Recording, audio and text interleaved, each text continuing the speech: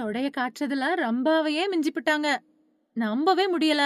குடும்ப குத்துவிளக்கு ஷீலா ராஜ்குமாரா இது? போன 2016வது வருஷம் வெளியான 6வது சினம் அப்படிங்கிற படத்தின் மூலமா அறிமுகமானவங்க நடிகை ஷீலா ராஜ்குமார். பரதநாட்டிய கலைஞரான இவங்க கூத்துப்பட்டறை மூலமா பல்வேறு மேடை நாடகங்கள்ல நடிச்சிருக்காங்க. 2017வது வருஷத்துல வெளியான டூலெட் அப்படிங்கிற படத்தின் மூலமா இவங்களோட நடிப்பு பாராட்ட பெற்றுச்சு. அதுக்கப்புறமா தொடர்ந்து நடிகர் சிவகார்த்திகேயன் நடிப்புல வெளியான நம்ம வீட்டு பிள்ளை படத்துல சின்ன கதாபாத்திரத்துல நடிச்சிருக்காங்க. மலையாளத்துல நல்ல வரவேற்பு பெற்ற கும்பலாங்கி நைட்ஸ் அப்படிங்கிற படத்தின் மூலமா முக்கியமான கதாபாத்திரத்துல நடிச்சிருந்தாங்க. ஆனா இவங்கள ரசிகர்கள் மத்தியில கொண்டு போய் சேர்த்தது இயக்குனர் மோகன்ஜி அவங்களோட இயக்கத்துல வெளியான திரௌபதி படம் தான். இந்த படத்துல ஹீரோயினா நடிச்சிருந்தாங்க ஷீலா ராஜ்குமார். ஆனா தனக்கு அறிமுகம் கொடுத்த திரைப்படத்தையே அடுத்த சில வருஷத்துல அந்த படம் பத்தி எனக்கு எதுவுமே தெரியாது, என்கிட்ட கதை ஒரு மாதிரி சொன்னாங்க, படம் ஒரு மாதிரி எடுத்தாங்க அப்படின்னு திரௌபதி இயக்குனர் மேல குற்றம் சாட்டும் விதமா தன்னுடைய கருத்துக்களை பதிவு பண்ணியிருந்தாங்க. இது ரசிகர்கள் மத்தியில ரொம்ப பெரிய கொந்தளிப்பை ஏற்படுத்துச்சு. உங்கள ஒரு நடிகையா பெருவாரியான ரசிகர்களுக்கு அறிமுகப்படுத்தினது திரௌபதி படம் தான். ஆனா அத நீங்க தெரிஞ்சுக்காம அந்த படத்தையே நீங்க குறை சொல்றீங்க அப்படின்னு நிறைய பேரு கடுமையான விமர்சனங்கள முன்வச்சாங்க. அத தொடர்ந்து சமீபத்துல நடிகர் யோகி பாபு நடிப்புல வெளியான மண்டேலா படத்துலயும் ஹீரோயினா நடிச்சிருந்தாங்க. அதுக்கப்புறமா ஜிகர்தண்டா டபுள் எக்ஸ் அப்படிங்கிற படத்துலயும் லூர்து அப்படிங்கிற கதாபாத்திரத்துல தோன்றுனாங்க. இப்படி பிஸியான நடிகையா வலம் வந்துகிட்டு இருக்கக்கூடிய நடிகை ஷீலா ராஜ்குமார் இடையில உதவி இயக்குனர் ஒருத்தர கல்யாணம் பண்ணிக்கிட்டு கொஞ்சம் மாசத்திலேயே அவரை விவாகரத்தும் செஞ்சுட்டாங்க அப்படிங்கிறதும் குறிப்பிடத்தக்கது. இது ஒரு பக்கம் இருக்க, தன்னோட இணைய பக்கங்கள்ல கிழுகிழுப்பான புகைப்படங்கள பதிவேற்றம் பண்ணிட்டு வராங்க. அந்த வகையில இப்போ இவங்க வெளியிட்டிருக்கக்கூடிய புகைப்படங்கள் ரசிகர்களோட கவனத்தை ஈர்த்துட்டு வருது. இத பார்த்து ரசிகர்கள் குடும்ப குத்துவிளக்கா தோன்றக்கூடிய நடிகை ஷீலா ராஜ்குமாரா இது?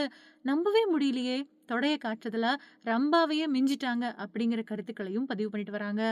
பாலிவுட் நடிகை கரீனா கபூர் இது இல்லாம உடலுறவுல ருசியே இருக்காது அப்படின்னு தன்னோட சமீபத்திய பேட்டி ஒண்ணுல தன்னோட பார்வைய வெக்கமே இல்லாம பதிவு பண்ணியிருக்காங்க. மகாராஷ்டிரா மாநிலம் மும்பைல போன 1980வது வருஷம் பிறந்தவங்க நடிகை கரீனா கபூர். இவங்கள ரசிகர்கள் நிறைய பேர் செல்லமா பெபோ அப்படின்னும் அழைக்கிறாங்க. இவங்களோட அப்பா ரன்தீர் கபூர், அப்புறம் தாயார் பபிதா, மூத்த சகோதரி கரீஷ்மா இவங்க எல்லாருமே திரைப்படங்கள்ல நடிச்ச நடிகர்கள் ஆவாங்க. தன்னுடைய குடும்பமே திரையுலக பின்புலம் கொண்டது அப்படிங்கிறதால சின்ன வயசுலயே சினிமாவுல நடிக்கக்கூடிய வாய்ப்பை பெற்றாங்க. ஆனாலும் 2000வது வருஷம் வரைக்குமே அவங்களால பெரிய திரைப்படங்கள்ல நடிக்க முடியல.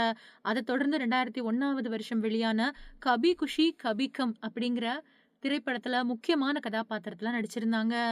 அந்த காலத்துல ரொம்ப பெரிய வசூல பெற்றது இந்த படம். இது மட்டும் இல்லாம நடிகை கரீனா கபூருக்கும் ரொம்ப பெரிய அறிமுகமா அமைஞ்சது. நாட்கள் போக போக இவங்களோட திரைப்பட வாய்ப்பு, பொருளாதார வளர்ச்சியும் விண்ண முட்டக்கூடிய அளவுக்கு இருந்துச்சு. பல்வேறு முன்னணி நடிகர்களோட படங்கள்ல அவங்களுக்கு ஜோடியா நடிச்ச நடிகை கரீனா கபூர் அந்த படங்கள் வெற்றி பெற்ற படங்களா புதிய புதிய உயரங்களுக்கு பறந்துகிட்டே இருந்தாங்க. இடையில 2004வது வருஷம் ஷாகித் கபூர் அப்படிங்கிற நடிகரை காதலிச்சிட்டு வராங்க அப்படின்னு சொல்லப்பட்டுச்சு. ஆனா 2007வது வருஷம் அவங்கள பிரிஞ்சாங்க நடிகை கரீனா கபூர் அப்படின்னு சொன்னாங்க. அதை தொடர்ந்து நடிகர் ஷாயிப் அலி கான் கூட தொடர்புல இருக்கிறாங்க அப்படின்னு எல்லாம் தகவல் வெளியாச்சு.